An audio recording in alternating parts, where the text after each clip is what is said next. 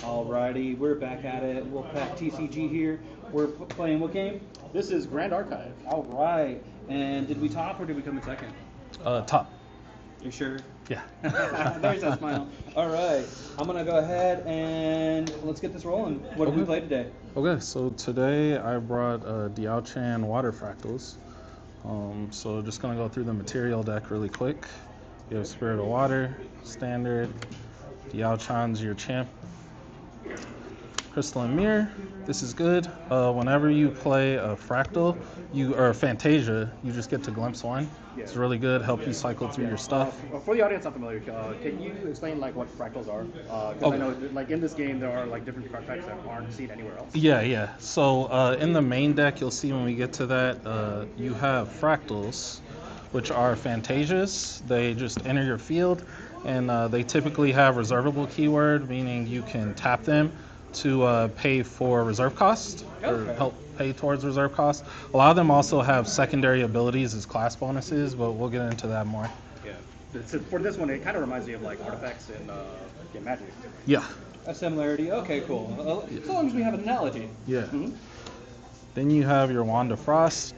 This is good because on enter you get to draw a card, and you can also banish it to give a target unit's attack -3. So sometimes it kind of gets you out of a rough spot, and in this game, being able to draw is always a good thing. Yeah, card draw in the Grand Archive is very rare in the main deck. Yeah. You'll very rarely see anything like pass draw 2 without a drawback or something like that. So having it in the material deck always available to use on every turn. Yep. Pretty good. Scepter of Fascination. This one's good because yet again on enter you get to draw a card.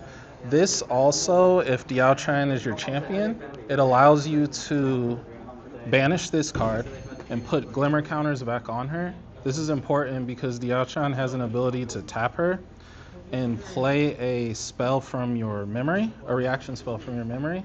And instead of paying the reserve cost, you would pay the glimmer counters. She naturally gets 2 when she enters play, and this is a way to give her another 2 glimmer counters. Okay, so basically it's an additional resource where you don't have to spend your main... Yeah. Okay. Yeah. I'm down for that. And that's important because one of your main spells in this deck, you can play it on the opponent's turn using this ability.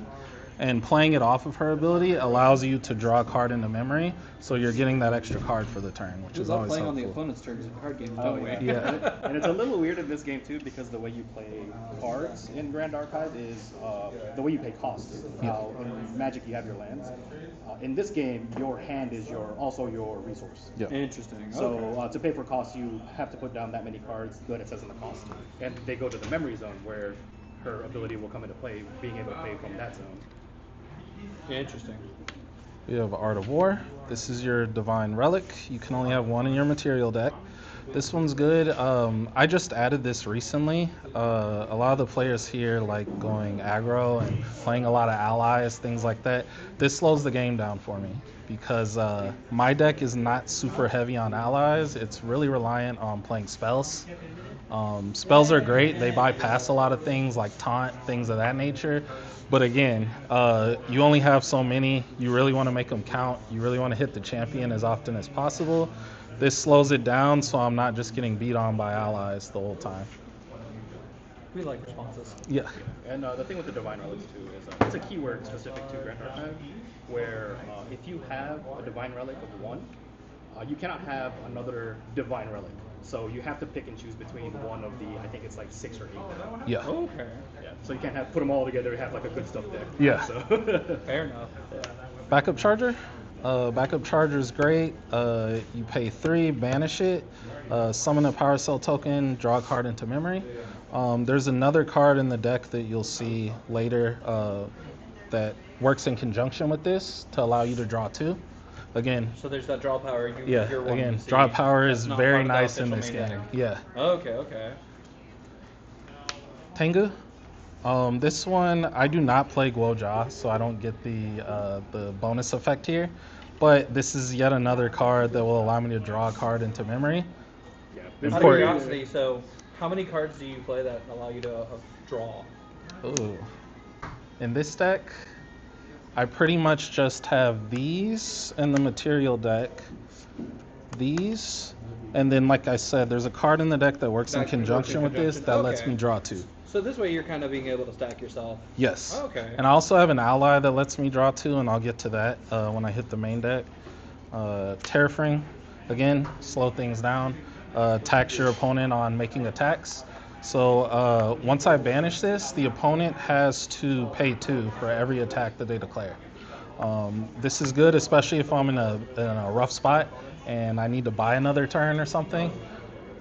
Banish the Terrafring, and it's kind of hard to go for lethal in most cases at that point, so just pretty standard Terrafring. Nullifying Mirror. This one I actually don't use a whole lot. I could probably count on one hand the amount of times I've actually materialized this and use it. But basically you can tap it until the end of turn. Cards in the target opponent's memory are norm element.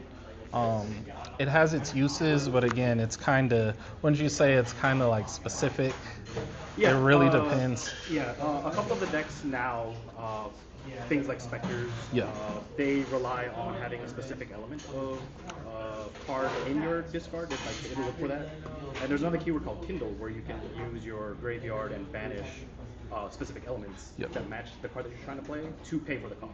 Oh. So when you change the element to just the norm element, it'll Yeah. take off that Yeah. that particular keyword for that deck. Yeah, kind of messes with the strategy a little bit.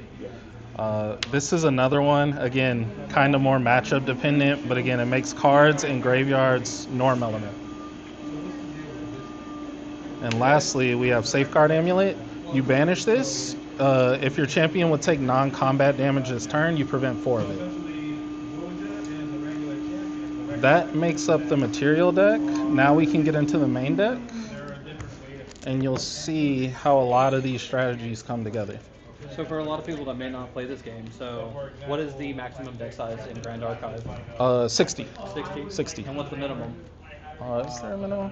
Oh no, minimum is 60. Minimum 60. And Yeah. max is the same? Yeah, Yeah. and then max, I don't believe there's a max. So, for most games, or most decks, you'll probably want to do 60. Yeah, because again, draw power is not like super abundant. Okay. I can't really see ever wanting to go over 60, but Yeah. I do, because I play the one card that you talk about. Yeah. It's my one of. Yeah.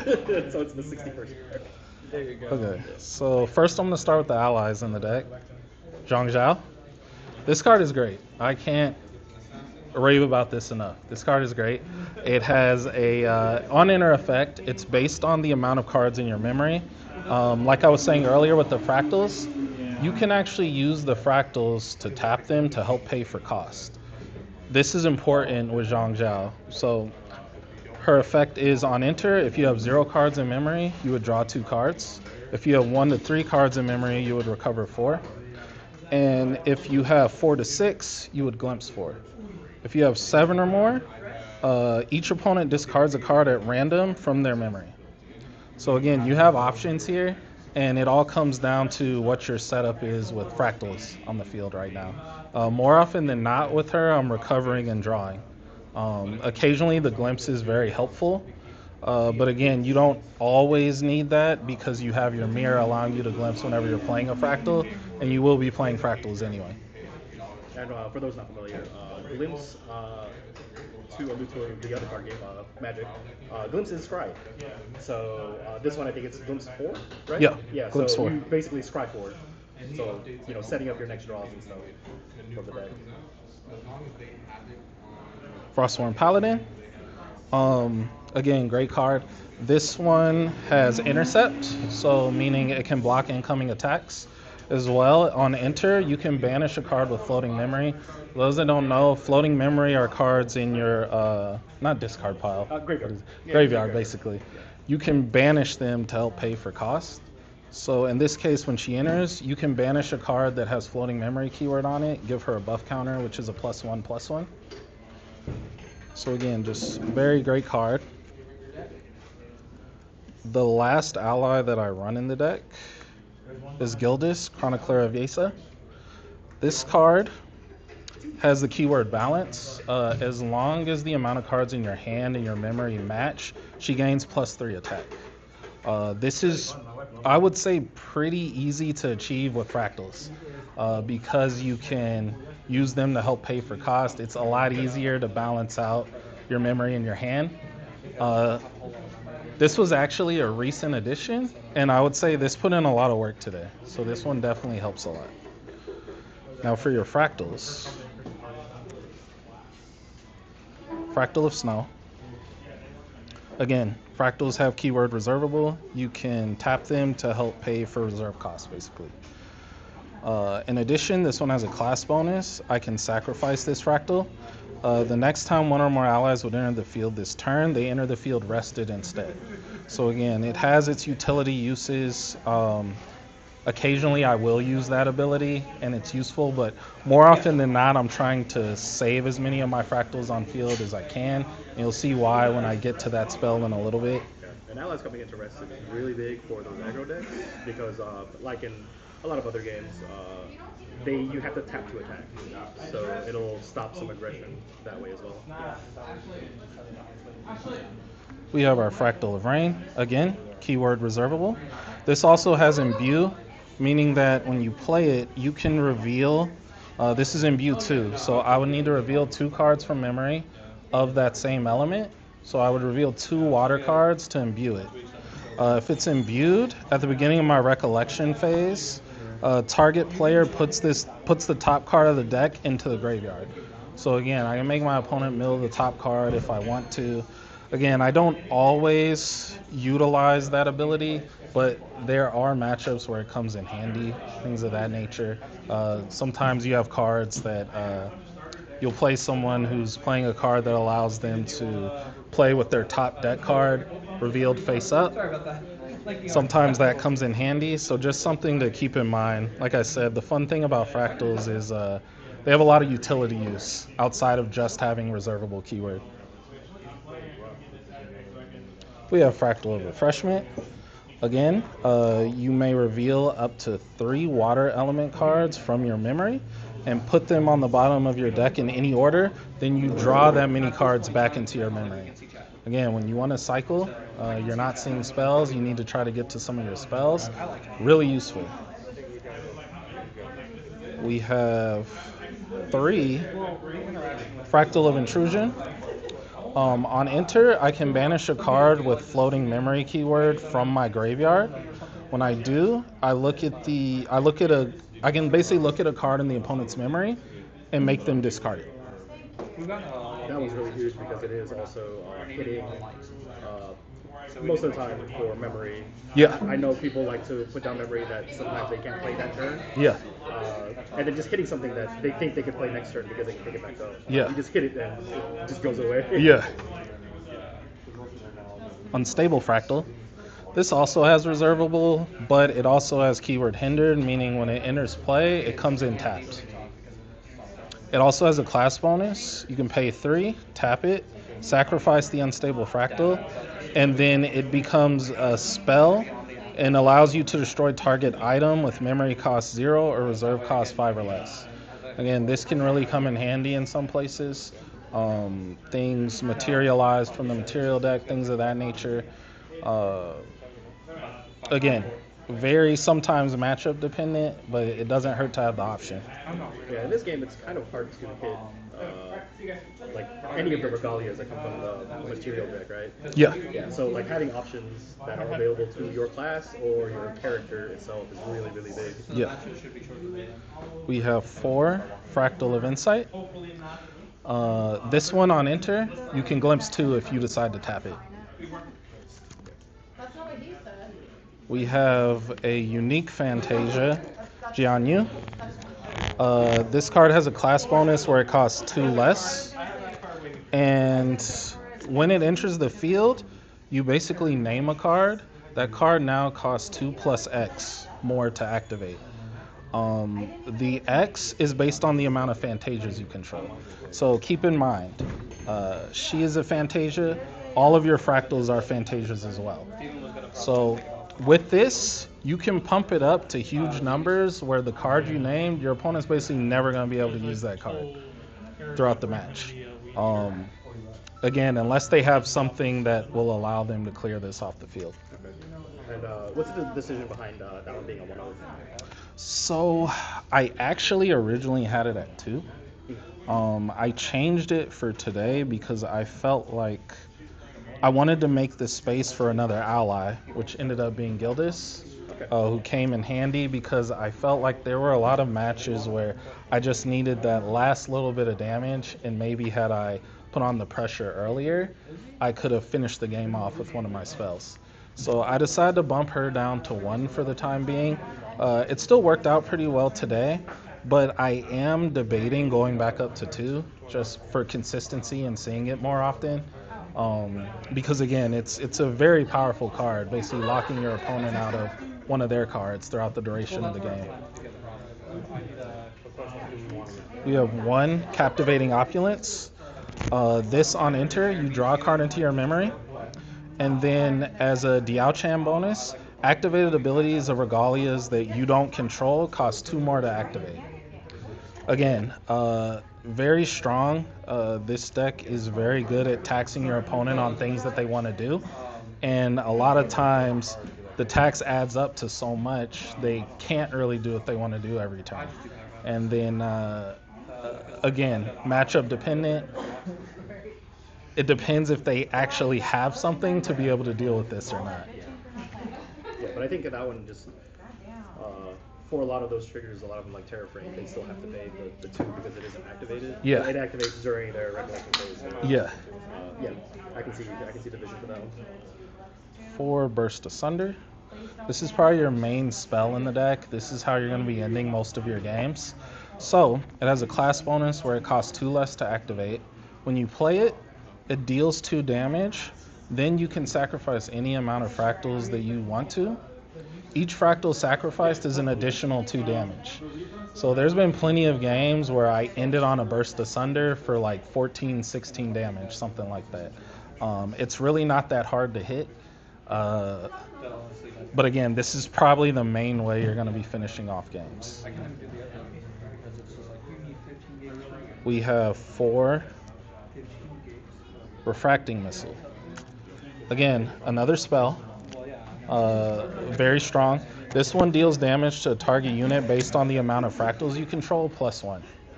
So again, pretty easy to hit for like 4 or 5 damage pretty consistently with it.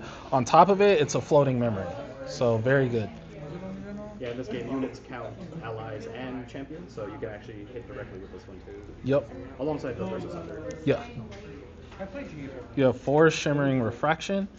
This is what I was referring to earlier with Diao-chan's ability, where you can tap her and activate a reaction spell from your memory by paying the glimmer counters instead of the cost. So again, this one's great because normally it just deals X damage to target unit, where X is the amount of Phantasias you control. So remember, it's Phantasias, not fractals, whereas Refracting Missile only counts fractals. So in addition to your fractals, when you use this one, you can also deal damage when you have your Captivating Opulence in play and your Jianyu. And as a Diao-chan bonus, if you activate this card from your memory, you then get to draw a card into memory. So very good. This is, you basically use this in conjunction with Diao-chan's ability on your opponent's turn. And then you draw that card back into memory. You got an extra card coming into your turn. So always nice to have. And I noticed Shimmering Refraction and Refracting Missile are both fast spells. Yes. So you can actually hold those back, right? Yes. Yeah. Really, really good. Another fast spell, Fracturize. Fracturize is Fracturize. There's no other way to explain it. The card is incredibly good. You play it, target item or weapon becomes a Cleric Fractal with no other effect, just the reservable keyword. Awesome spell. I love this spell. Anytime your opponent's dropping something, Regalia, whatever, Fracturize it. Yes, you are giving them a card with reservable to help pay for their cost, but usually that's better than allowing them to do what their Regalia can normally do. And also, again, floating memory. Yeah. The fact that that card has floating memory is what makes it over the top, I think. Yeah. It does so much for answering Yeah. a lot of problematic permanents that are in play. I would agree with that. Next, for Glimmering Refusal. This is a negate spell where your opponent pays X. X is the amount of Phantasias you control, and if the card ends up negated, it's banished. Very strong. Again, this counts Phantasias, so it's not just your Fractals, but your Jianyu and your Captivating Opulence as well. Very strong. More often than not, when your opponent's trying to play something and you drop the Glimmering Refusal, let's say even if you just have 4 Fractals in play, odds are very good they're not going to be able to pay that extra 4 to bypass this. And even if they do, it's still good for you. Less cards for them to potentially defend with on your next turn whatsoever. Again, fast speed, very good card. Yeah. And would you say that blue would be kind of like the control color in this game, right? Yeah, I think so. Yeah, I would definitely agree with that. So that's our Glimmering Refusal. Next, for Fast Cure. Again, fast speed, floating memory. If the opponent's influence is greater than yours, you recover 4. Influence means the amount of cards in their memory and hand. And our last card, 1 Turbocharge. Turbocharge works in conjunction with Backup Charger. And this is with the card you were talking about earlier. Yeah.